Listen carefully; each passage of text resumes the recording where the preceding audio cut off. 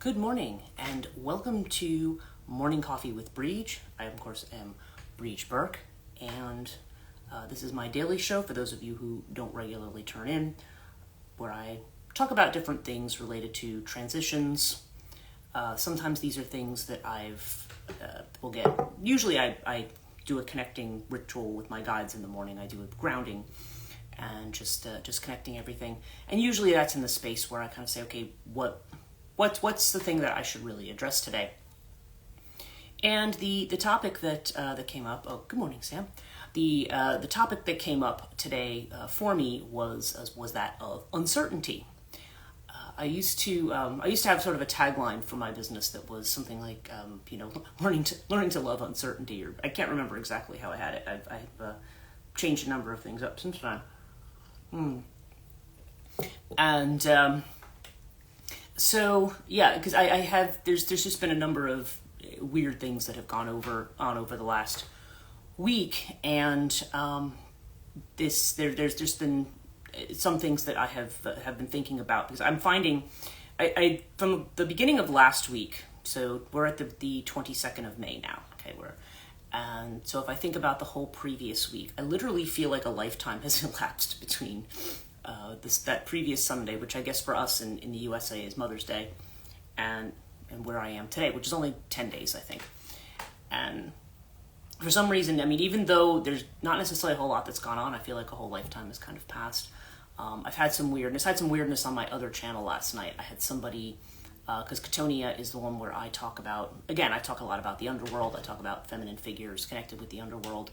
And I actually had somebody write on there. It was something like, it was on Nephthys, the Egyptian goddess, and somebody was like, dude, like, she's the same as Persephone and Despoina, and like literally like kind of did one of these. Like it's something like almost like saying, aren't you so stupid? I mean, she's a death goddess. Well, duh. I mean, she's like this one. And I'm like, so I wrote back, I was like, dude, this channel's called Katonia, right? You know what that means, right? I mean, it was just the weirdest message. I get those every now and again, and I was talking to another friend recently where I was like saying, maybe this is somebody I talked to. I don't know that. Maybe friend is a strong word. Maybe acquaintance, somebody I know who's another creator. But basically they were talking also. They were sharing some of comments from their own channel and was saying like, somebody comes in saying dude, and I was like, yeah. Whenever somebody comes in and responds to you with dude, it's like usually what follows is A, going to be a trolling comment, and B is going to be something that may not be the most intelligent trolling comment, but I find that I get that every now and again on that channel. I get people who want to sort of challenge me or act like, say like, well, of course, like I know better than you about this, and I get a lot of comments like that usually, and they're have I ever gotten one from a woman? Really, the ones I get from women that are not positive are the ones who will say, like I remember on my Hecate one, they were like, oh, well, this is all nonsense because it's all about your personal experience with her. And I'm like, yeah, actually that's a whole separate subject as to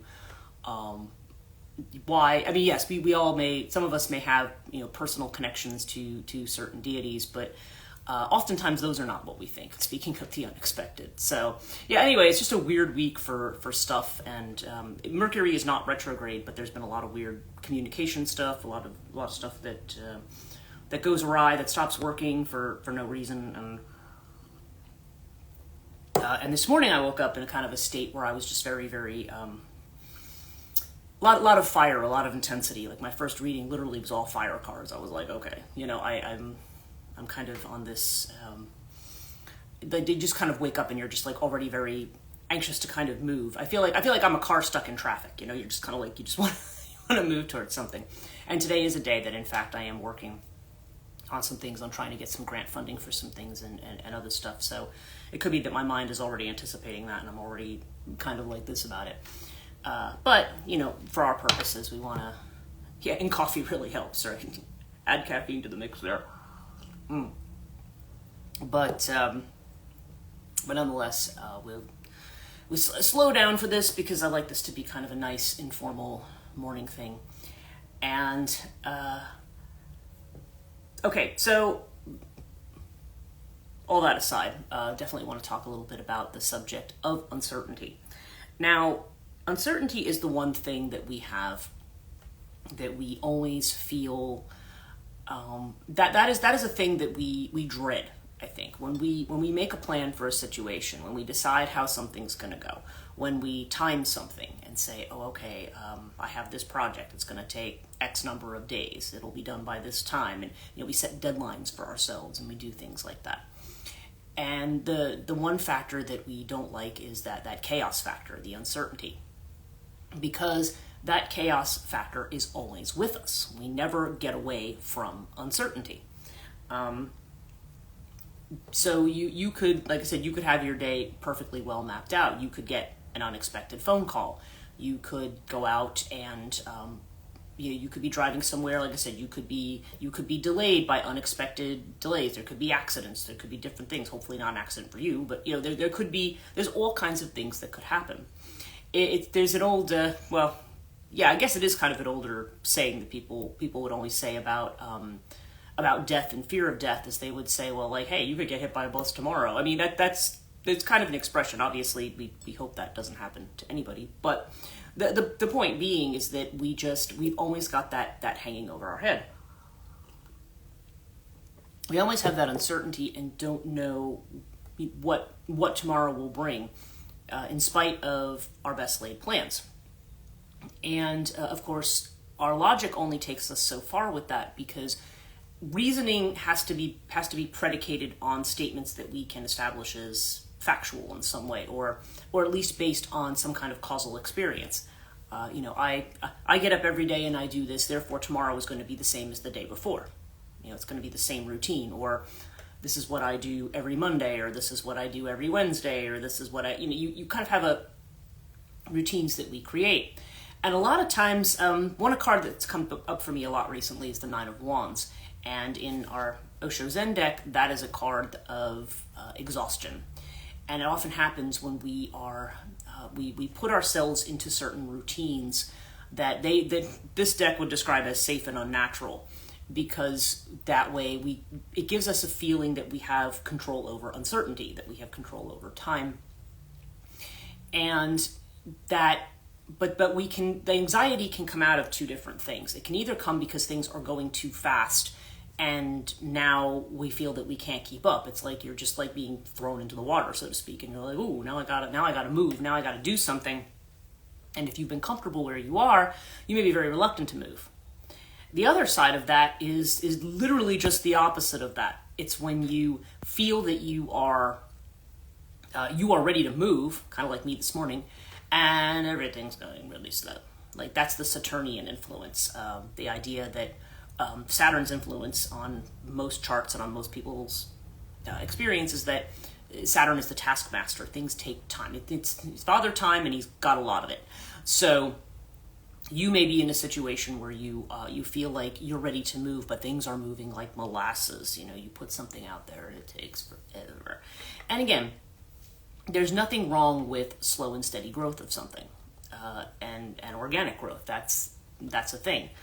We do things to try to hurry things along. We try to find strategies and shortcuts and pro tips and stuff like that to try to move ourselves ahead on certain things.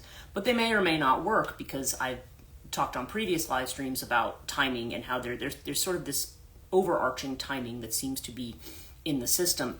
And the thing about that type of timing is that we don't know. Like, we are laying our plans and our expectations and our timing and everything on things that may be more immediate, or our own personal, people who do set kind of certain kinds of intentions and things like, oh, I'm gonna manifest a $10,000 a month income in 6 months. People do things like that, and sometimes people can be successful at it, but sometimes there's something else in the environment that's holding it back, and it may not be an obvious thing.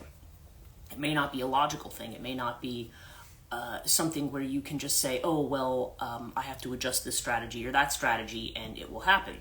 Sometimes you can work very, very hard at something, and then it just seems like nothing goes anywhere, and that's really frustrating, certainly for people to have that kind of experience. Which is why I think we're talking a lot about surrendering and embracing.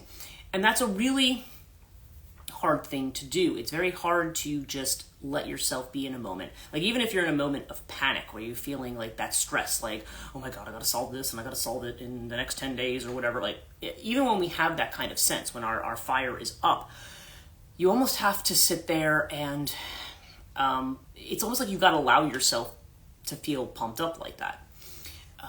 Again, it depends on the situation. If you're in a situation, like for me, it's like if I'm in a car and that happens, it's like, okay, that's not a good time for this to happen. I need to be somewhere where I can just be stressed and not be a danger to anybody else, right? But a lot of times there's this factor of stress, and the stress comes out of the fact that something is happening that's outside of our control. Either things are not, the outcome is not according to plan, or things may be happening too fast, or maybe variables have come into play that we've not expected. So how do you contend with that? Again, I'd like to go back to Alan Watts. Alan Watts is always my favorite, and I always feel like when I get myself in a very over analytical kind of a bind, or if I get myself overly worried about how things are going to come out and so forth, I go back to listen to a lot of Alan Watts. And I have listened to a bit of him this week. It kind of popped up in my YouTube feed this week, and I thought, okay, yeah. And he talks in at least one of his lectures. He has a lecture called that's related to what he calls the ceramic and the fully automatic models of the universe.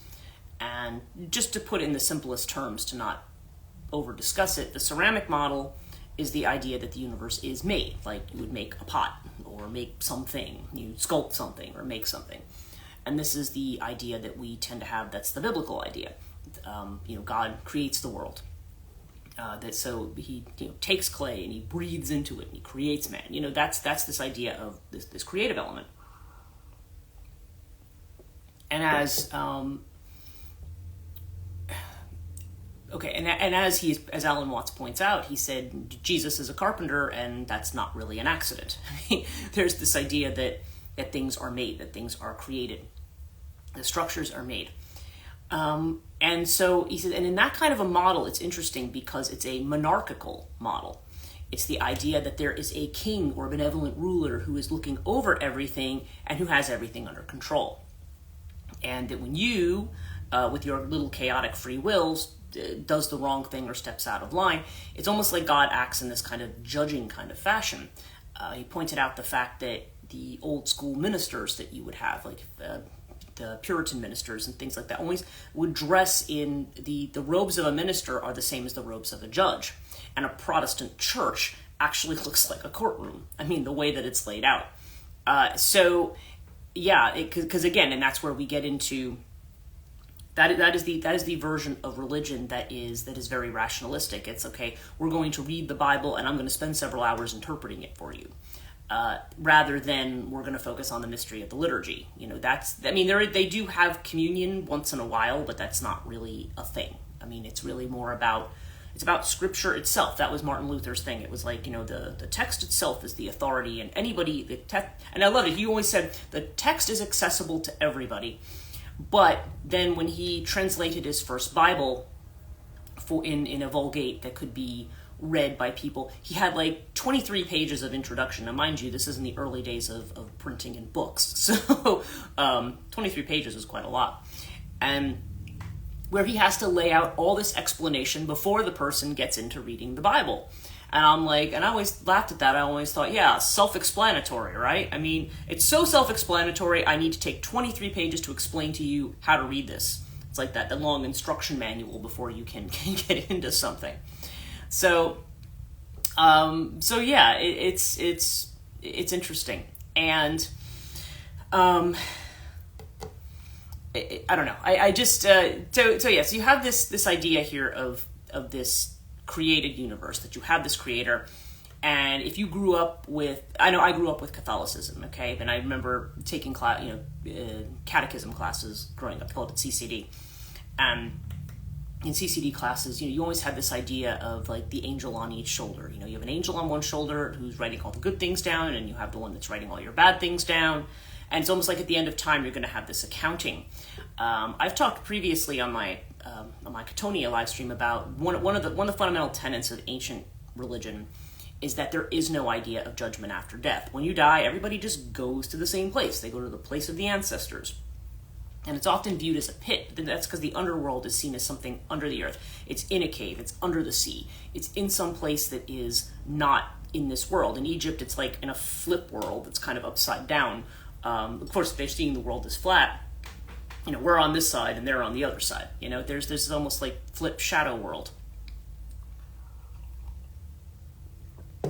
And with that shadow world, it's like there's that. It's not necessarily seen as a pleasant place. Obviously, you would rather be alive and in the sunlight and up in the upper realms, but it also isn't a punishment. It's just you're dead, and that's what happens. You go to the place of the ancestors, and it's not until later on, starting with Zoroastrianism and then seeing some of these other religions, which there's some disagreement about. Judaism does seem to have picked up elements of Zoroastrianism, particularly by the time you get to the book of Isaiah.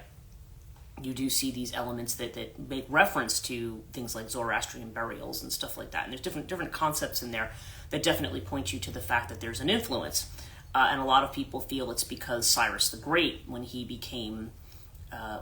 conquered the area that was Judea, Cyrus the Great was considered to be an anointed one, like a Messiah, because he allowed the Israelites to keep their religion. He didn't, I want to say it was the book of Ezra, but he allowed them to keep their religion and to keep their temple. Like, he didn't try to impose the existing religion on them.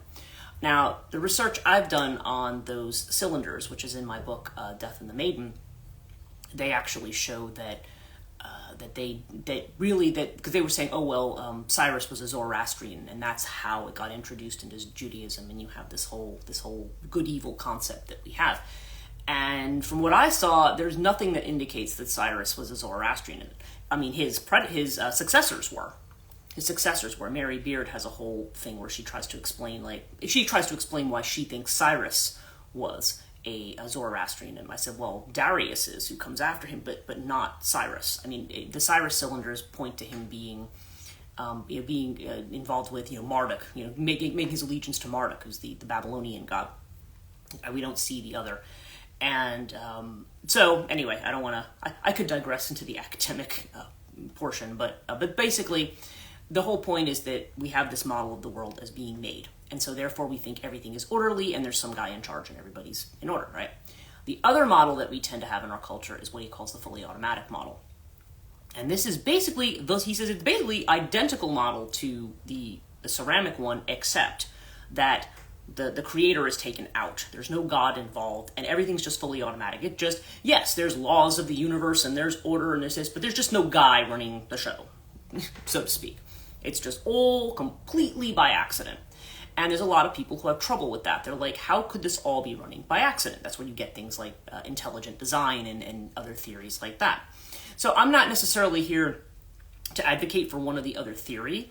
But what Alan Watts would say is that he would say, well, they're both wrong, because he says really it's more like it's not so much that it's that way. The universe is, from the Zen point of view of it, would be that the universe is kind of an illusory game. So every day you get up and it's like you're playing a game, and what part are you playing? And we often play our role so well that we forget that we're acting. We take everything that we do with a seriousness that is not that leaves us in this constant state of worry and feeling like we're not doing it right and we're not controlling it right. And that's the thing that I feel is that's really where a lot of the source of our stress is. Believing not only that we have to control situations, because we're often told that, keep yourself under control. And again, to some degree, you understand we're in a civilized society. When people are interacting with each other, people just can't randomly be chaotic. People can't randomly drive through the door of your house, or you can't. There's a reason that we have rules of order and structure and things like that. You need that in order for society to function, right? So there's this really innate terror of anything that is chaos or anything that disrupts that illusion of security. And it is an illusion because we just never know what's going to happen from day to day. I could have a set of plans, and then I don't know. I could get a bunch of emails and phone calls that completely changes the whole course of what's happening. And the thing is, we tend to live in dread of that. Now, Robert Anton Wilson, whom I love, he wrote the Illuminati trilogy, and he's written a number of other things. He's passed away now. But he is somebody who is both he was like a physicist and an engineer. He was also a comedian. He was also he was one of the people that might have been responsible for the Gospel of Eris, the goddess of discord. Arisianism is very funny if you've not seen it. If you've never heard of Arisianism, or what they call the Principia Discordia, it's absolutely hilarious. Of course, some people might not have a sense of humor about some of the stuff in there, but it was written in the 60s, and it literally sounds like something was written by a couple people who were like stoned out of their mind. But it is very, very funny. And so the whole tagline of it is it a religion disguised as a joke, or is it a joke disguised as a religion?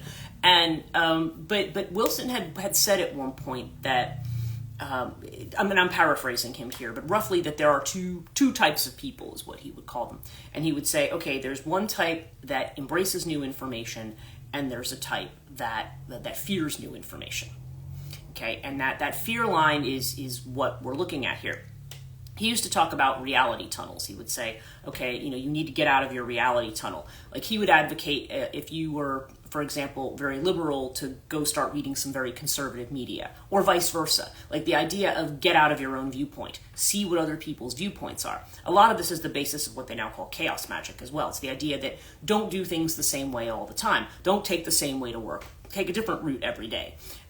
Don't always do things in the same way, so that you get yourself used to the idea that the world is chaotic, that you don't necessarily have to have a routine. You don't necessarily have to do things the same way every day. Because otherwise when things become unpredictable. And that was the other thing Watts had pointed out. He said, we like systems that predict. The reason science has tended to do better than religion is because religion often says, well, it's God's will. And science would be able to maybe analyze, observe, and pinpoint certain factors. Good example of this would be when you have natural disasters, earthquakes or hurricanes or tsunamis. There's scientific systems that can say, whoa, hey, this is coming, everybody get out of the way.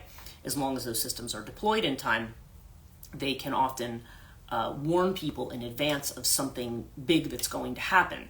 Now, whether or not that information always gets carried over in time is another thing. But typically, like where I live, we haven't. I don't even want to say anything. I'm being superstitious. I don't want to jinx it, but we haven't had too many hurricanes. We have hurricane remnants hit our area. We haven't had too many actual hurricanes hit our area, but certainly the east coast of the United States is very hurricane prone.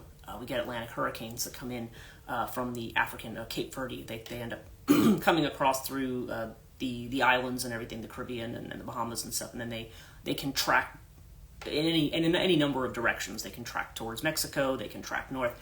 So we always have to worry at certain times during hurricane season as to whether or not we're going to get slammed with something that could cause a lot of damage. And but that's something that's very unpredictable. You don't know whether it's going to happen or not. Now, scientists, of course, have systems. You have people on the Weather Channel tracking it with oh, it's going to hit here, and then they have some guy standing in the middle of the storm going, oh my God, I can't believe how this is. And you're looking at that guy going, why are you there? It's usually Jim Cantori. Why are you standing there? Getting blown, grabbing onto lampposts so you don't get pulled, blown away. But we're able to predict these things.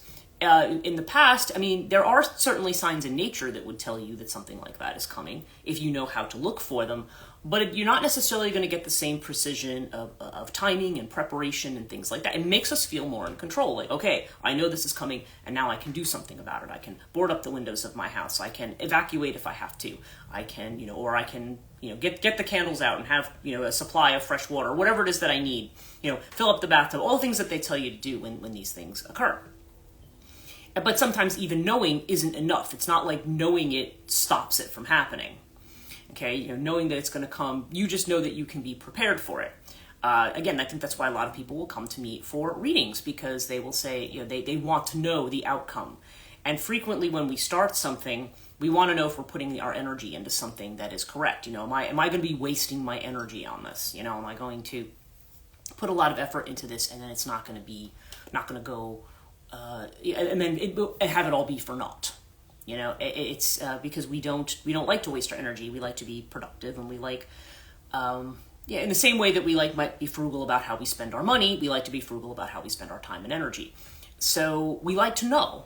And the problem is that a lot of the time, even when we think we know, even when we think we're prepared, a curveball can come in from anywhere. So it's really, the Zen game is one in which this was something I was watching the other day, where he was talking about a Zen master. You know, when somebody is training with a sword initially, he says when a person is learning to become a soldier or train with a sword, that person often becomes vigilant. Like if you look at the body of a cat, it's one of the cards I have in here. I think it's actually, I had it the other day, the Seven of Pentacles card, where you have the cat that's just watching the hole where this mouse or whatever creature it is going to come out, and it's just sitting there like watching. He says that's what we tend to do. We focus on one area. We have our sword and we're focused. We're laser-like focused. Okay, I'm going to watch this and I'm going to be prepared. He says the problem is you're not prepared because the attack could come from here, it could come from here, it could come from somewhere else. And because you're so focused on that, you're not actually looking you're so focused on one aspect of thing that you're not actually seeing where the crisis might come from. If you are relaxed in that space, I mean, you're aware, but you're relaxed in that space, then regardless of where it comes from, you're prepared. And that's a harder thing to do because our mind wants to focus on one thing. Like, oh, I need to focus on this thing. I need to belabor how I'm going to solve this piece of something, when in fact that piece of it may not even be the problem. I think of health issues where people, for example, might be really focused on, okay, like let's just say a family, you have heart disease in your family or something, and you're like, okay, I'm going to do all these things to stave this off. I'm going to do all the things the Heart Association tells me to do to avoid having a heart attack or heart issues. Now, if they're genetic, they're probably going to happen anyway, but you're prepared. And then inevitably what I find is that in those cases, well, maybe I shouldn't say inevitably, that's not really true, because again, it's unpredictable, we don't know. But what I have found, at least in my family, I guess, let's say, is that the thing that someone has the genetic predisposition towards, like my father, for example, and our family, on my father's side, has a predisposition towards colon cancer. My grandfather died of colon cancer. Quite a young age, actually at the age I'm at now, he had died of colon cancer. And my father, I mean, that was the one thing, okay, you're predisposed to this, you get checked, whatever the normal, now I think it's every 5 years or something like that, but you're supposed to get checked. And, occasionally there'd be like a polyp or something that he'd have removed or whatever. In the end, that's not what got him.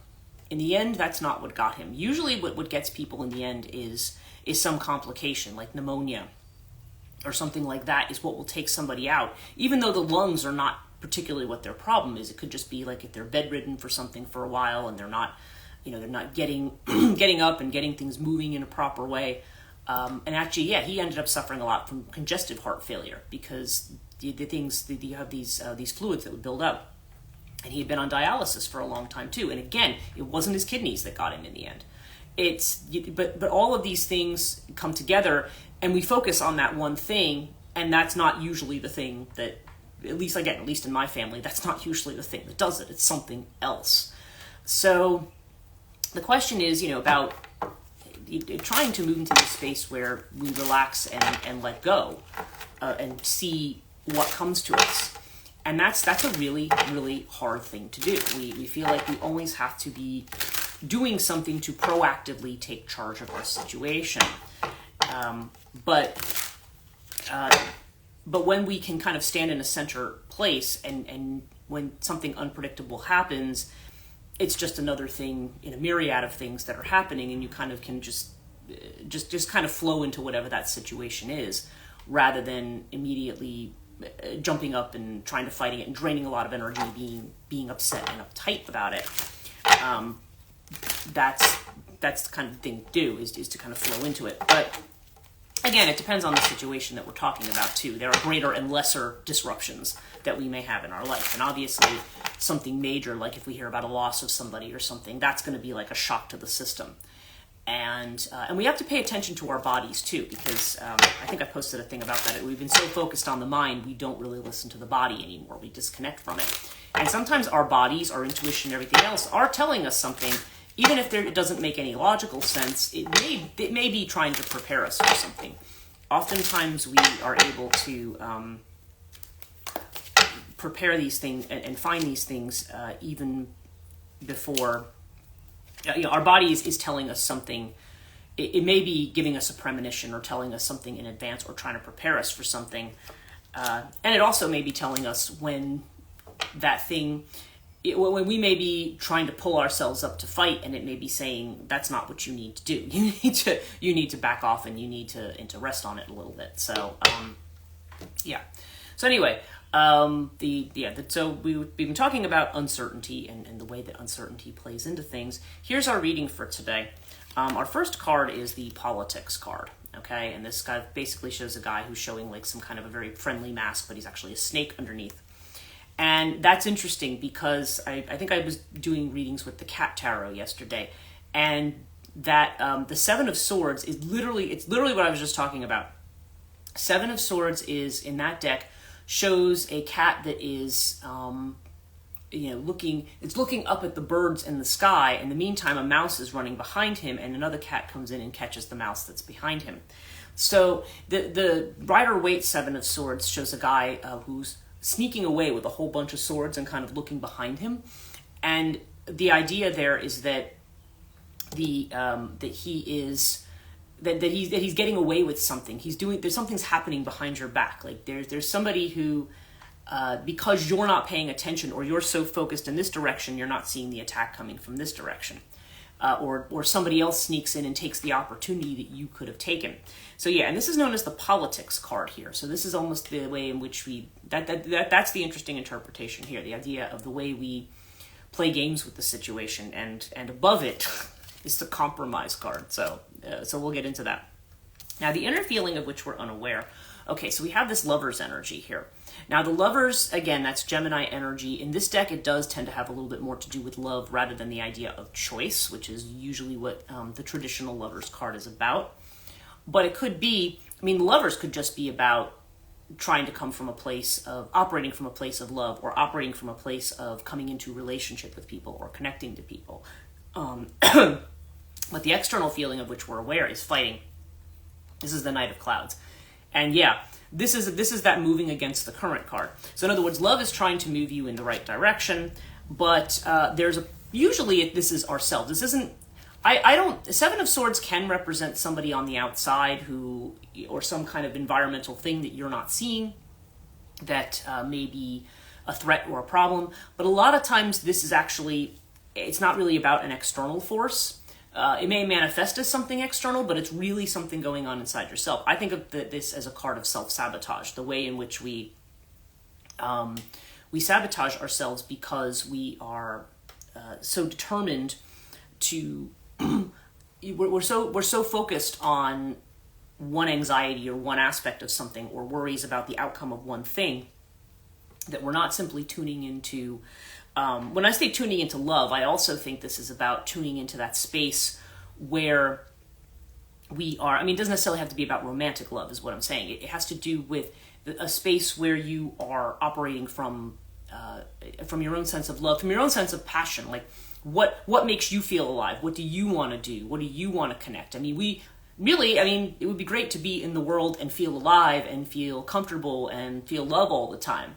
Frequently, we don't. We've got all this other stuff that stresses us out, and we're just like, so we may withdraw, we may pull back, we may put boundaries up and walls because we're worried. We're trying to protect ourselves. We feel like we're injured or wounded. Okay, so there's a part of us that's not wounded here, that wants to reach out in this connection, but we have this this saboteur here in the center who is fighting, and. So as we start to move on the track towards the new, towards moving into a new space, towards trying to do things a new way, there's a part of us that fights very, very hard, because it's like, no, but this is the way it was done, and this is the way you have to do it, and this is the way I'm comfortable doing it. We don't want to let go.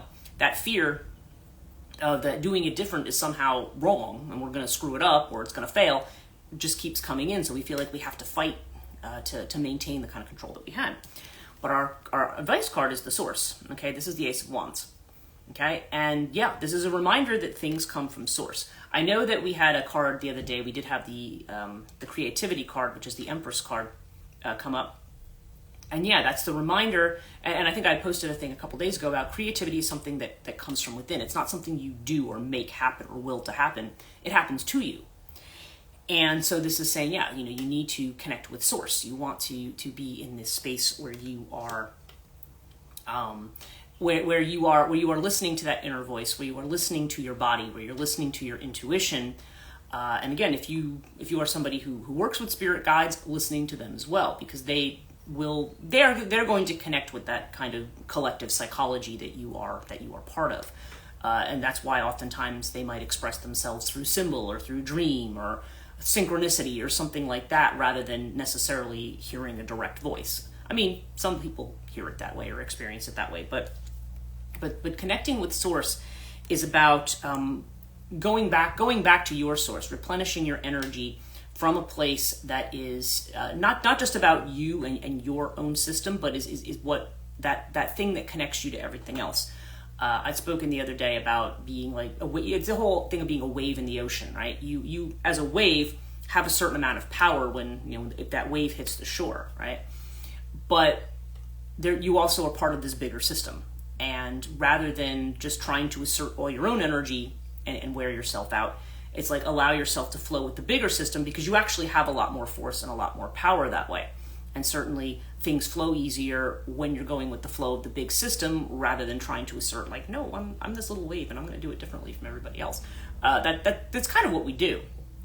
In Taoism, there's the idea of the way of the Tao, right? You flow with the Tao. You don't when you don't try to paddle upstream and wear yourself out. The ultimate outcome card is the compromise card, and we've had this one before. This is the Six of Pentacles, and it's showing these two samurais who are basically they're kind of putting their pinkies next to each other, almost like they're making some kind of a shady deal or something. And yeah, so really what the message is here is connect to your source, figure out what it is, what you love, like what your love center is.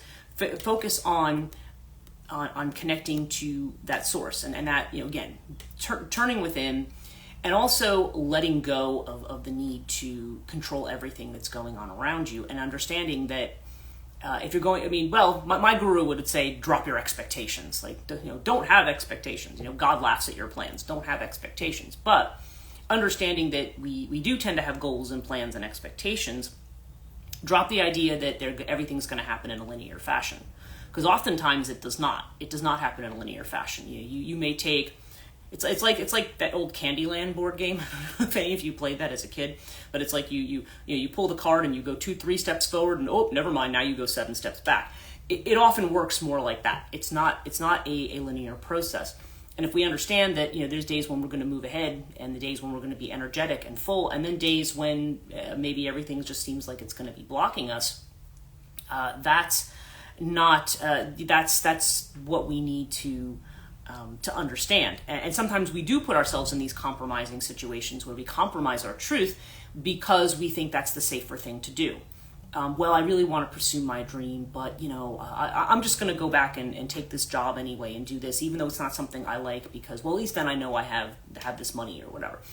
And worries about money and security are huge. I mean, that's a big thing, and not unreasonably, because obviously we need that to be able to exist, to be able to pay our rent or mortgage, to be able to eat, to be able to to people to say, don't worry about money. And a lot of, especially as earth signs, we're like, oh yeah, sure, I'm not going to worry about money. Got it. We all worry about that kind of stuff, but sometimes we don't allow things to just happen for us, to allow that to come in. And I don't mean that it's a case of, I know there's people who will say like, oh, well, you have to have an abundance attitude and you have to change your thoughts. Yeah, I mean, it's not bad to say, okay, I would rather think positively about this than negatively. But at the same time, sometimes it's just so ingrained in us. It's like a survival instinct it's more about getting the body out of that trauma response that says that, we're always in crisis and always in danger. Because a lot of times we make things out to be much worse than what they actually are. And if we would back off from that a little bit, allow whatever needs to come in to come in. But again, it's not a case of people should beat themselves up because they do that, because that's just a natural thing. But it's a matter of repetitively over time. The more that becomes the norm for you, the more that you potentially can get out of this space where you're following an old script that may be tying you back to something that feels like, no, everything has to be this way, and it has to go this way, and it has to go according to this plan and that plan. And it can, in which case we end up compromising our truth. We say, well, I can do a little of my thing over here, but I'll do this other thing to make money or to bring the cash in. And then when we do that, then what ends up happening is that takes up all of our time, and we never spend time doing the thing that we want.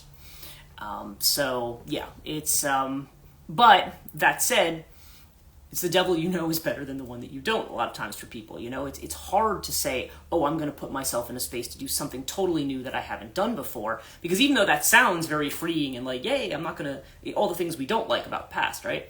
Now, but trying to figure out a new way to do it, what's the first thing we do? We go back and we start looking up the way other people did it. We want some kind of a template or a guide or a structure to help us. To really try to build things from the ground up is really, really very hard. And the fact may be that what we want to do may have a template or may have something that we could use as a starting point.